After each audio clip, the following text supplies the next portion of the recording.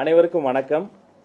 இன்றைய தினம் பள்ளிக்கல்வித்துறை அரசு கூடுதல் தலைமை செயலாளர் டாக்டர் சந்திரமோகன் ஐஏஎஸ், பள்ளிக்கல்வி இயக்குனர் முனைவர் சா கண்ணப்பன், இணை இயக்குனர் பணியாளர் தொகுதி திரு மு ராமசாமி மற்றும் அரசு உயர் அலுவலர்கள் முன்னிலையில் ஆசிரியர் தேர்வு வாரியத்தால் தெரிவு செய்யப்பட்ட பணி நாடுநர்களுக்கு அரசு பள்ளிகளில் தையல் ஆசிரியர்களாக பணி நியமனம் செய்வதற்கான ஆணை 6 பேருக்கு சே பவுலின் புனிதா, எஸ் மீனாட்சி, டி லதா, ஆ ஸ்டெல்லா மேரி, இ லட்சுமி, ரா சீதா லட்சுமி, இந்த 6 பேருக்கும் இந்த பணி நியமன ஆணை வழங்கப்பட்டிருக்கிறது என்பதை மகிழ்ச்சியோடு உங்களோடு பகிர்ந்து கொள்கிறேன்.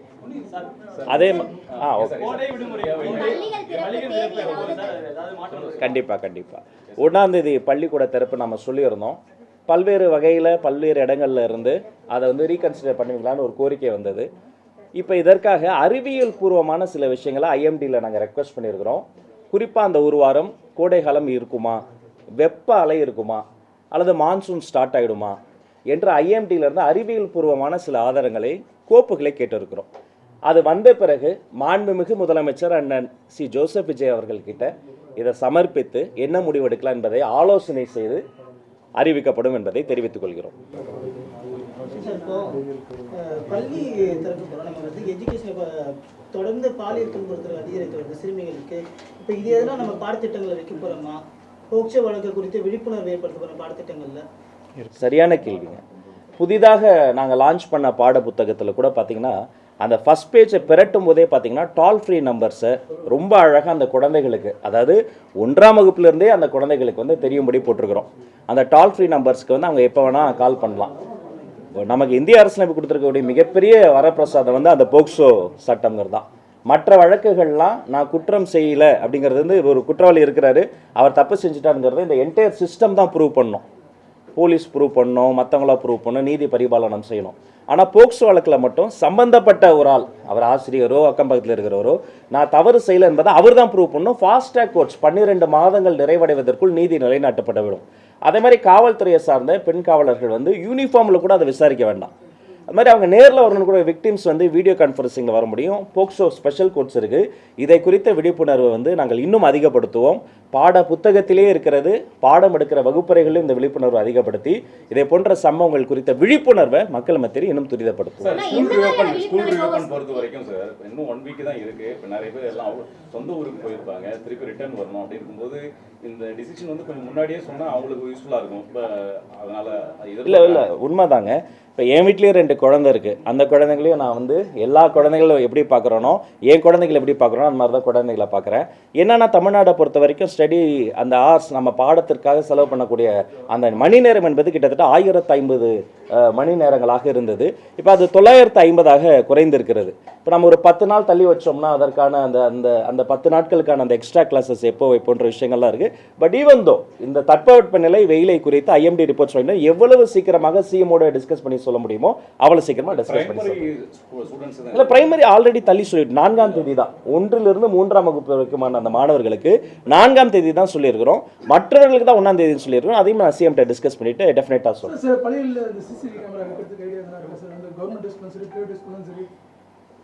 தமிழ்நாடு முழுக்க சரியாக மேம்படுத்தப்பட்ட கதவுகள் பொருத்தப்பட்ட கழிப்பறைகளை ஆய்வு செய்வது, குடிநீர் வசதி இருக்காங்கிறத என்ஷூர் செய்வது, வகுப்பறைகள் சிலது சேதமடைஞ்சிருக்கும், போகும்போது பசங்க ஏதாவது அவங்க கிளம்பி போயிருக்கலாம், இல்லை மெயின்டெனன்ஸில் ஏதாவது டெஃபிசிட் வந்திருக்கலாம், அதையெல்லாம் செக் செய்வது. அதே மாதிரி நான் அந்த குடோனுக்கே போனேன், சிந்தாதிரிப்பேட்டை குடோனுக்கே போய் எங்கள் ஆஃபீஸர்ஸ்லாம் வந்திருந்தாங்க. எல்லா டெக்ஸ்ட் புக்கும் ஆன் டைம் அவர்களுக்கு ஒரு குட்டி குழந்தைக்கு கிரையான் பென்சிலிருந்து வெல்குரோ செப்பல்லேருந்து காலை உணவுலேருந்து மதிய உணவுலேருந்து பாட நூல்லேருந்து பல்வேறு விஷயங்களை எங்களுடைய அடுத்தலையும் தருவதால் நாங்கள் என்ஷூர் பண்ணிக்கிட்டே இருக்கிறோம். அதை கண்ணும் கருத்துமாக செய்து கொண்டிருக்கிறோம் என்பதை தெரிவித்துக் கொள்கிறேன். டீச்சர்ஸ் அப்பாயின்மெண்ட் டிஆர்பியில் இன்னும் நிறைய பெண்டிங் இருக்குது. அதெல்லாம் எப்போ நடக்கும்? ஏன்னா அட்மிஷன்ஸ் நிறைய கவர்மெண்ட் ஸ்கூலில் நடக்குது. பட் டீச்சர்ஸ் வேகன்சி நிறைய இருக்குன்றாங்க. என்னை பொறுத்த வரைக்கும் 3 பேருங்க இந்த துறையில். முதல்ல மாணவர்கள், 2வது ஆசிரியர்கள், 3வது பெற்றோர்கள். அந்த 3க்குமான வெல்ஃபேர் தான் நான் என்னுடைய கருத்தில் இருக்குது. நிறைய கோரிக்கைகள் எனக்குமே வருது. இது சம்பந்தமாக நான் அதிகாரிகள்கிட்டலாம் ஆய்வு பண்ணி சீராய்வு பண்ணிங்கெல்லாம் தொடங்கியாச்சு. ஒரு கிரீவன்சஸ் மீட்டிங் போட்டு இது 12 காலமாக இருக்குது. சில பேர்லாம் 18 ஆண்டுகளாக கண்ணீரோடு இருக்கிறேன்றாங்க. சில பேர்லாம் இன்னும் கொஞ்ச நாள் ரிட்டையர் ஆக போகிறாங்க. இன்னும் அவங்க வாழ்க்கையில் சரியான ஒரு சொல்யூஷன் வரல. தற்காலிக ஆசிரியர்களுடைய போராட்டம் இருக்குது. அந்த தற்காலிக ஆசிரியர் நிரந்தரமாக்கணுமான ஒரு இது இருக்குது. அப்புறம் ஏற்கனவே எக்ஸாம் முடித்தவர்களை தற்காலிகமாவது எடுங்கன்னு இருக்கு. இப்போ இது எல்லாத்தையுமே கிரீவன்சஸ் மீட்டிங் போட்டு அவங்க சொல்ல அதையெல்லாம் நம்ம என்லீஸ் பண்ணி டேபுலேஷன் பண்ணுவோம். யாருக்கு என்ன பிரச்சனை, அதை எப்படி சரி செய்யலாங்கிறத நிபுணர் குழு போட்டு டேபுலேஷன் பண்ணி அதற்கும் நிவாரணமோ அதற்கும் சரியான ஒரு சொல்யூஷன்ஸும் மிடில் பாயிண்ட்டோ கண்டுபிடிப்பதில் நம்மளுடைய அரசாங்கம் கண்ணும் கருத்துமாக இருக்கிறது என்பதை தெரிவித்து ஸ்கூல் ரீஓபன் ஆனவுடன் அந்த காலை உணவு திட்டம் மாணவர்களுக்கு ஏற்கனவே கடந்த ஆட்சி காலத்துல இருக்கிறது. அந்த திட்டம் நம்ம மீண்டுமே தொடர்றோமா? அது அதோட நிலைமை தங்கச்சிக்கு ஒன்று சொல்லிக்கிறேன், காலை உணவு மதிய உணவு எல்லா திட்டமும் தொடரும். எங்கள் குழந்தைகளை பாதிக்கக்கூடிய எதுவுமே நாங்கள் செய்ய மாட்டோம். சொல்லப்போனால் இன்னும் அதை மேம்படுத்தி சரியான பயனாளர்களுக்கு போனோம். 10 பேருக்கு அது போகுதுன்னு சொல்லி போலியா கணக்கு கட்டிட்டு உண்மையிலே 10 பேரா 5 பேரா அது எங்கே போச்சு, இடைத்தரகர்கள் இருந்தாங்களா, லீக்கேஜ் எல்லாம் கண்டுபிடிச்சு சரி செய்யப்பட்டு வில் மேக் ஷூர் ஒவ்வொரு திட்டமும் எந்த நோக்கத்திற்காக ஆரம்பிக்கப்பட்டதோ அந்த நோக்கத்தை சென்று சேர்கிற வரை வேர்களுக்கு போய் இந்த அடுத்த தலைமுறை வகுப்பறையில் இருந்து அடுத்து நான் இந்த +2 வரைக்கும் 17 வயசு வரைக்கும் இங்கே கூட இருக்கிறாங்க. இங்கேருந்து டேக் ஆஃப் ஆகி அவங்க கல்லூரியில் போய் என்ரோல்மெண்ட் ரேஷியோ அந்த இங்கேருந்து 100% நம்ம கல்லூரிக்கு போகிற வரைக்கும் நாங்கள் வந்து அந்த திட்டங்களை வந்து வகுத்து வைத்திருக்கோம். அதை என்ஷூர் பிரேக்ஃபாஸ்ட் வந்து குவாலிட்டிங்கிறது இந்த ப்ரீவியஸ் பார்த்தோம்னா நிறைய வந்து குவாலிட்டியாக இல்லைன்ட்டு நிறைய குப்பை தொட்டியில் கொட்டக்கூடிய காட்சிகள்லாம் சமூக வலைதளங்களில் வந்துச்சு. ஸோ இவ்வளோ தூரம் நம்ம ஸ்பெண்ட் பண்ணுறோம் அப்படிங்கும்போது அது குவாலிட்டியாக இருந்தால் தான் பசங்க சாப்பிடுவாங்க. அதை என்ஷூர் பண்ணுறதுக்கு ஆமாங்க. ஏன்னா அது வெறும் உணவு கிடையாது, அது உயிர் பொருள். அந்த வயிறு நிறைந்தால்தான் நம்மளுடைய குழந்தைகளினுடைய செவிகள் திறக்கும். அதில் நாங்கள் வந்து டாலரேட்டே பண்ண மாட்டோம். ஒருவேளை அங்கொன்றும் இங்கொன்றுமாக ஏதாவது புகார்கள் வந்தாலும் அதை வந்து குயிக் ரெஸ்பான்ஸ் துரித வேகத்தில் போர்க்கால அடிப்படையில் அது வந்து சரி செய்யப்பட்டு சம்பந்தப்பட்ட யாராக இருந்தாலும் ஆசிரியர்களோ அதிகாரிகள் யாராக இருந்தாலும் அவங்க மீது கடும் நடவடிக்கை எடுக்கப்படும். எந்த காரணம் கொண்டும் பசங்களுடைய பாதுகாப்பு, பசங்களுடைய உணவு சம்பந்தப்பட்ட விஷயத்தில் காம்ப்ரமைஸ் ஆகக்கூடாது என்பதை உங்கள் மூலமாக மற்ற அதிகாரிகளுக்கும் நான் தெரிவித்துக் கொள்கிறேன். ஏற்கனவே இந்த காலை உணவு திட்டத்துக்கு ஒரு பட்டியல் வச்சிருந்தாங்க, திங்கட்கிழமை இது வழங்கப்படும். அதுல நம்ம ஏதாவது டிஸ்கஸ் பண்ணிருக்கோமா? சேஞ்சஸ் ஏதாவது கொண்டு வரோமா? மாணவர்களோட கருத்துக்கள் அடிப்படையிலோ டீச்சர்ஸோட கருத்துக்கள் அடிப்படையிலோ ஏதாவது சேஞ்சஸ் கொண்டு வர போறோமா? ஒரு உணவு பட்டியல் தயாரிக்கிற பொழுது அந்த உணவை சார்ந்த நிபுணர்கள் எவ்வளவு சத்துணவு அந்த உணவில் இருக்கும், எவ்வளவு போர்ஷன் தரலாம், ரெண்டாவது ஃபீசிபிலிட்டி, அது எவ்வளவு ஃபினான்ஷியலி அதுக்கு வந்து தேவைப்படும். இப்போ 1 கிலோ இட்லி மாவு இருக்குன்னு வைங்களேன், அதில் வந்து 64 இட்லியும் சுட முடியும், அதில் 30 இட்லியும் சுட முடியும். 1 கிலோ அரிசி இருக்குன்னு வைங்களேன், நம்ம ரேஷனில் ப்ரொக்யூர் பண்ணுறோன்னு வைங்களேன், சப்சிடைஸ் பண்ணி வாங்கினதில் வந்து அதில் 50 மாணவர்களும் சாப்பிட வைக்க முடியும், 70 மாணவர்களும் சாப்பிட வைக்க முடியும். அப்போ அதுக்கு பின்னாடி ஒரு பெரிய டீட்டெயில் ஸ்டடி இருக்குது.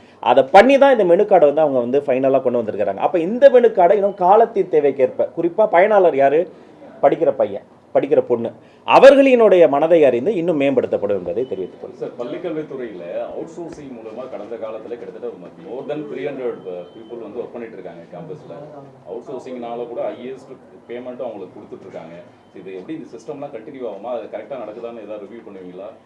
இந்த சிஸ்டம் மட்டும் இல்லைங்க, நாங்கள் வந்து இஎம்ஐஎஸ் வச்சுருக்கிறோம். எந்த பள்ளிக்கல்வித்துறையில் எந்த ஒரு இடத்துலையும் யாரும் ஒரு பணத்தை கொடுத்து ஒரு வேலையை பண்ணிடலாம், ஏமாற்றி பண்ணிடலாம், ஏதாவது ஒரு சலுகை காட்டி பண்ணிடலாம், ஒரு சிபார்சில் பண்ணிடலாம் என்பதை அந்த காலம் முடிஞ்சு போச்சு. மிகவும் நேர்மையாக நேர்த்தியாக அடுத்த தலைமுறையை உருவாக்குவதற்காக தான் இந்த துறையை வந்து நாங்கள் வந்து இப்போ இங்கேருந்து தொடங்கி நாங்கள் வந்து டேக் ஆஃப் பண்ணி அடுத்து கொண்டு போகிறோம். எனவே மிகவும் நேர்மையாக நேரடி தன்மையோடு பள்ளிக்கல்வித்துறை இயங்கும். தவறு செய்பவர்கள் அடையாளம் காணப்பட்டால் அவர்கள் மீது துறை சார்ந்து சட்டத்துக்கு உட்பட்டு எந்த நடவடிக்கை எடுக்கும் தயங்க மாட்டோம் என்பதையும் உங்கள் மூலமாக தெரிவித்துக் கொள்கிறோம். மீண்டும் சொல்கிறேன், முதல்வரோடு ஆலோசனை செய்து வெகு விரைவில் வெகு சில நாட்களில் வந்து யார் என்னைக்கு எந்த ஸ்டாண்டர்டுக்கு என்னைக்கு ஸ்கூல் ஓப்பன் பண்ணுறதையும் நம்ம வந்து திரும்ப சொல்லுவோம். அனைவருக்கும் நன்றி. இறுதியாக ஒரே ஒரு கேள்வி, இந்த பகுதி நேர ஆசிரியர் இடைநிலை ஆசிரியர்லாம் கடந்த ஆட்சி காலத்தில் வந்து தொடர்ந்து இந்த பணி நிரந்தரம் ஊதிய உயர்வு தொடர்ந்து போராட்டம் நடத்தினாங்க.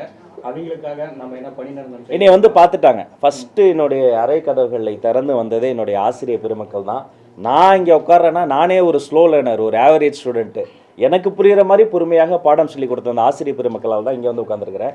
இங்கே நான் உட்காந்த பிறகு என்னுடைய அதிகாரிகிட்ட சொல்கிறதும் அதுதான். ஒவ்வொருத்தருக்கிட்டையும் சொல்லுவேன், ஒரு குழந்தை ரொம்ப வீக்காக இருக்கானா அவன் தான் நம்முடைய குழந்தை, அந்த அப்பா அம்மா என்னுடைய குழந்தை கிடையாது, அந்த குழந்தை என்னுடைய குழந்தை. அப்போ அவர்களை வந்து என்ஹான்ஸ் பண்ணக்கூடிய பொறுப்பு அந்த ஆசிரியர்கிட்ட இருக்குது. ஏற்கனவே எனக்கு கொடுத்த அந்த கோரிக்கை மனுக்கெல்லாம் நாங்கள் சீக்ரிகேட் பண்ணி பைஃபர்கேஷன் பண்ணி வச்சுட்டேன். அவங்க முன்னாடியே சொல்லிட்டேன், சின்ன சின்ன பிரச்சனைகளுக்கு உடனே தொலைபேசி வாயிலாக தீர்வு கண்டடைய முடிந்தது. கொஞ்சம் நிர்வாக ரீதியான சில பிரச்சனைகள் இருக்குது, அதை வந்து நான் அந்த கிரீவன்சஸ் மீட்டிங் நடத்தணும். சில பிரச்சனைகள் சட்டத்தில் இல்லை, அது வந்து சட்டமன்றத்தில் இல்லை, நீதிமன்றத்தில் இருக்குது.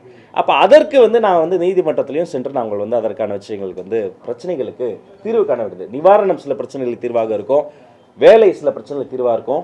எந்தெந்த பிரச்சனைக்கு என்னென்ன தீர்வோ அதை அடையாளம் கண்டு ஒரு ஸ்பெஷல் கிரீவன்சஸ் மீட்டிங் போட்டு அடுத்து நாங்கள் அதை முன்னெடுத்து சொல்லுவோம்.